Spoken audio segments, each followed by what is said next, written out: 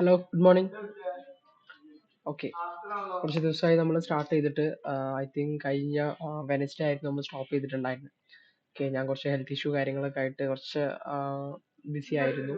അല്ലെങ്കിൽ അത് റിലേറ്റ് ആയിട്ട് കുറച്ച് ഡൗൺ ആയിരുന്നു. ഓക്കെ, അപ്പോൾ അതുകൊണ്ടാണ് നമ്മൾ ആ ഒരു ചെറിയ ബ്രേക്ക് അവിടെ വന്നത്. പിന്നെ അതിൻ്റെ ഉള്ളിൽ ക്രിസ്മസ് കാര്യങ്ങളൊക്കെ വന്ന് മാർക്കറ്റിൽ കുറച്ച് ഹോളിഡേയ്സ് പോലെ മാർക്കറ്റ് ഒന്ന് സ്ലോ ആയി.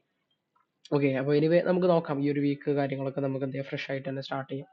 പിന്നെ ഇപ്പോൾ ഈ ഒരു വീക്ക് തന്നെ ഹോളിഡേയ്സ്, ന്യൂ ഇയറിന്റെ ഹോളിഡേയ്സ് കാര്യങ്ങളൊക്കെ വരാനുണ്ട്. മാർക്കറ്റ് ഒന്ന് സ്റ്റോപ്പ് ആവാനും സ്ലോ ആവാനൊക്കെ ചാൻസസ് ഉണ്ട്. ഓക്കെ, അപ്പോൾ മാർക്കറ്റ് മൂവ്മെന്റ് ഉള്ള ടൈമിൽ നമുക്ക് നോക്കാം. നമുക്ക് ഇങ്ങനെ മാർക്കറ്റിന്റെ കൂടെ ഇങ്ങനെ ട്രാവൽ ചെയ്ത് നോക്കാം. എന്നും പറയുന്ന പോലെ തന്നെ ആ ഫ്ലോന്റെ കൂടെ നമുക്ക് ട്രാവൽ ചെയ്താം. ഓക്കെ, ദെൻ നമ്മൾ ലാസ്റ്റ് ഡിസ്കസ് ചെയ്തിട്ടുണ്ടായിരുന്നു ഗോൾഡിൽ ഈ ഒരു ഏരിയ നിന്നായിരുന്നു അല്ലെ, ബുധനാഴ്ച അല്ലെ, നമ്മൾ ഇവിടുന്ന് ഒരു ട്രേഡിന്റെ ഓപ്പർച്യൂണിറ്റി പറഞ്ഞിട്ടുണ്ടായിരുന്നു. പക്ഷെ നമ്മൾ കുറച്ചുകൂടെ ലോ പോയിന്റ് ആയിരുന്നു കൺസിഡർ ചെയ്തിട്ടുണ്ടായിരുന്നു. ഇതായിരുന്നു നമ്മൾ ഏരിയ ഓഫ് ഇൻട്രസ്റ്റ്.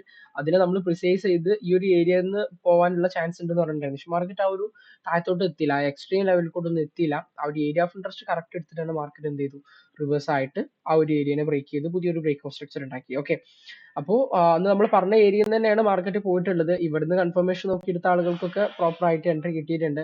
ഞാൻ ഇതിന് വലിയ ഏരിയ ആയതുകൊണ്ട് ഒന്നുകൂടെ പ്രിസൈസ് ചെയ്തിട്ട് ഈ ഒരു ഏരിയ വരെ ഞാനത് കൺസിഡർ ചെയ്തിട്ടുണ്ടായിരുന്നു. അപ്പൊ ഇങ്ങോട്ട് എത്തിയില്ല, ഇവിടുന്ന് തന്നെ അത് റിവേഴ്സ് ആയി എന്നുള്ളതാണ്. ഓക്കെ, ദെൻ ഇവിടെ ബ്രേക്ക് ഓഫ് സ്ട്രക്ചർ വന്നു. സോ പുതിയ ട്രേഡിംഗ് റേഞ്ച് അവിടെ ഫോം ആയി. നമ്മൾ എന്ത് ചെയ്തു, ഈ സ്വിംഗ് ഹൈ ടു ഈ സ്വിംഗ് ലോ വരെ എന്ത് ചെയ്തു, നമ്മൾ ട്രേഡിംഗ് റേഞ്ച് കൺസിഡർ ചെയ്തു അല്ലെ. മാർക്കറ്റിൽ എന്ത് ചെയ്തു, വീണ്ടും ഒരു പുൾ ബാക്ക് തന്നു എക്സ്ട്രീം ലെവലിലോട്ട്, വിച്ച് മീൻസ് ഡിസ്കൗണ്ട് ഏരിയയിലോട്ട് വന്നു. ഡിസ്കൗണ്ട് ഏരിയയിൽ നിന്ന് മാർക്കറ്റ് എന്ത് ചെയ്യാണ്, എക്സ്പാൻഷനിലോട്ട് പോവാണ് അല്ലെ. അപ്പൊ ഇവിടെ നമ്മൾ നോക്കേണ്ട കാര്യം, ഇതിന്റെ ഒരു കണ്ടിന്യൂഷൻ കിട്ടുകയാണെന്നുണ്ടെങ്കിൽ ഇവിടുന്ന് നോക്കാം. പക്ഷെ ഇവിടെ അത്ര സ്ട്രോങ് ഏരിയ ഒന്നുമല്ല. പിന്നെ ഈ രണ്ട് ഏഷ്യൻ ലിക്വിഡിറ്റി എന്ന് പറഞ്ഞ പോയിന്റുകൾ ഇവിടെ നിൽക്കുന്നുണ്ട്. ഓക്കെ, അപ്പൊ അത് കഴിഞ്ഞിട്ട് മാർക്കറ്റ് ഇതിന്റെ താഴെയുള്ള ഒരു ഏരിയ ആണ് നമ്മൾ ഇന്ന് എന്ത് ചെയ്യുന്നത്, ഫോക്കസ് ചെയ്യാൻ പോകുന്നത്. അപ്പൊ ഇവിടെ ഒരു വലിയ ഏരിയ ഓഫ് ഇൻട്രസ്റ്റ് ഉണ്ട്. Okay, order block area of interest ഉണ്ട്. അതിന്റെ താഴെ ഇവിടെ റിജക്ഷൻ ബ്ലോക്ക് പോയിന്റ് ഉണ്ട്. അപ്പൊ ഞാൻ ഈ ഒരു ഇംബാലൻസ് ഉള്ള ഈ ഒരു റിജക്ഷൻ ബ്ലോക്ക് ഏരിയ ആണ് കൺസിഡർ ചെയ്യുന്നത്. കാരണം ഓൾറെഡി ഒരു ഏരിയ ഓഫ് ഇൻട്രസ്റ്റ് എന്താണ്, മിറ്റിഗേറ്റഡ് ആണ്. ഓക്കെ, ഓൾറെഡി അതിൽ നിന്ന് പോവാണ്. അപ്പൊ നമുക്ക് ഇതാണ് വലിയ ഏരിയ ഓഫ് ഇൻട്രസ്റ്റ്. ഇതിനെ ഞാൻ പ്രിസൈസ് ചെയ്തിട്ട് എന്ത് ചെയ്തു, ഈ ഒരു ഏരിയയിലോട്ട് ഒന്ന് കുറച്ചു എന്നുള്ളതാണ്. ഓക്കെ, സോ നമുക്ക് എന്ത് ചെയ്യാം, ഇവിടുന്ന് ഒരു ബൈയിങ് ഓപ്പർച്യൂണിറ്റി ഗോൾഡിൽ എന്ത് ചെയ്യാം, ഇന്ന് ഫോക്കസ് ചെയ്യാം.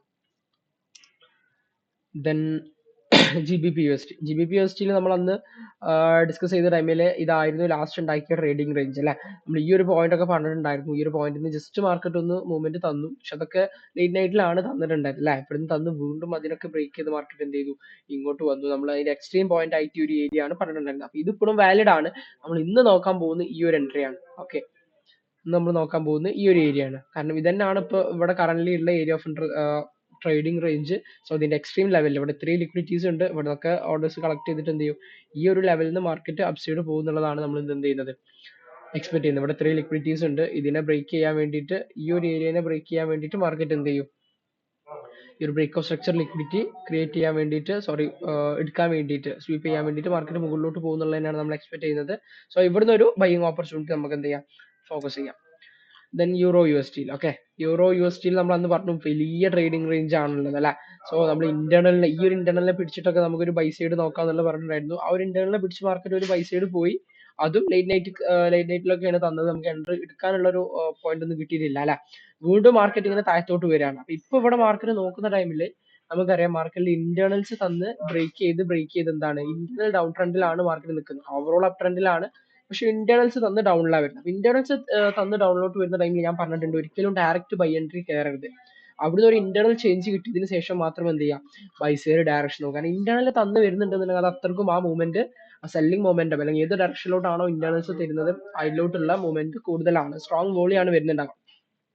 സോ അവിടെ ഒരു ഇന്റേണൽ ബ്രേക്ക് അതിന്റെ ഓപ്പോസിറ്റ് ഡയറക്ഷനിലോട്ട് കിട്ടി, നമ്മൾ ട്രേഡിംഗ് ഡയറക്ഷനിലോട്ട് കിട്ടി കഴിഞ്ഞാൽ മാത്രം എന്ത് ചെയ്താൽ മതി, അവിടെ ട്രേഡ് നോക്കിയാൽ മതി എന്നുള്ളതാണ്. ഓക്കെ, അപ്പൊ ഇന്ന് നമ്മൾ ഇവിടെ ഫോക്കസ് ചെയ്യാൻ പോകുന്നത് നമ്മുടെ ട്രേഡിംഗ് റേഞ്ച് ഇതാണ് നമ്മുടെ വലിയൊരു ട്രേഡിംഗ് റേഞ്ച്. ഇവിടെ എത്തിയിട്ട് ഇവിടുന്ന് മാർക്കറ്റിൽ ഒരു ഇന്റേണൽ ചേഞ്ച് കിട്ടണം. അതായത് മാർക്കറ്റ് ഇപ്പൊ ഇതിങ്ങനെ തന്നു, ഇവിടുന്നൊക്കെ ഒരു ഏരിയ ഓഫ് ഇൻട്രസ്റ്റ് എടുത്തിട്ട് മാർക്കറ്റ് എന്ത് ചെയ്യണം, ഒരു ഇന്റേണൽ സ്ട്രക്ചർ ചേഞ്ച് കിട്ടണം. ഓക്കെ, ഇവിടുന്നൊക്കെ ഒരു ഇന്റേണൽ സ്ട്രക്ചർ. ഓക്കെ,